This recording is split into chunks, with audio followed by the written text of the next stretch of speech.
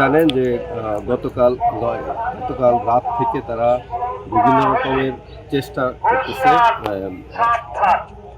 BSF চেষ্টা করতেছে তাদের সীমান্তের বাতিগুলো নিভিয়ে বিভিন্ন জায়গায় পুশিং করার চেষ্টা করতেছে। বাট আমরা এই গোয়েন্দা তথ্য অনুযায়ী পূর্বেই আমাদের কাছে গোয়েন্দা তথ্য ছিল, সেই অনুযায়ী আমরা আমাদের এলাকায় জনবল বা টহল ব্যাপক আকারে বাড়াই এবং আমাদের বিভিন্ন প্রকার টর্চ লাইট, মাইকিং, তারপরে গোয়েন্দা তৎপরতার যে বিভিন্ন রকমের মাধ্যম আছে তাদের মাধ্যমে আমরা এই এলাকায় টহলটা বৃদ্ধি করি।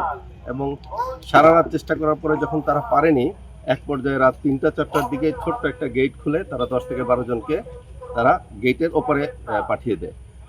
জিরো লাইনের ভারত সীমান্তের অভ্যন্তরে তারা অবস্থান করে, ভারত সীমান্তের অভ্যন্তরে প্রায় 100 গজ থেকে 150 গজ ভিতরে তারা এখন পর্যন্ত অবস্থান করছিল। তো তারপরে সর্বশেষ আজ সকাল থেকে সেই 10 থেকে 12 জনের যে লোকবল ভারত সীমান্তের অভ্যন্তরে ছিল, সেই ভারত সীমান্তের অভ্যন্তরে এখান থেকে আমরা এখন পর্যন্ত যা অবজার্ভ করছি তাদের কোনো মুভমেন্ট বা তাদেরকে দেখা যাচ্ছে না।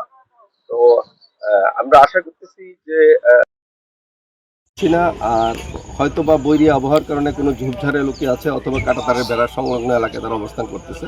এখন পর্যন্ত বেলা 1টা-1:30 বাজতেছে, তাদের কোনো মুভমেন্ট আমরা দেখতে পাচ্ছি না।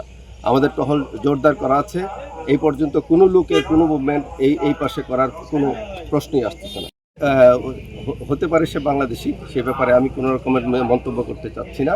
বাট তিনি যদি কোনোভাবে তাদের সাথে কথা বলার জন্য, ফিজিক্যাল দেখা করার জন্য, সেটা বাংলাদেশের নিরাপত্তা অথবা ভারতের নিরাপত্তার কারণেই তাকে আমরা জিরো লাইন ক্রস করতে দিতে পারি না, সেটা খুবই সহজ।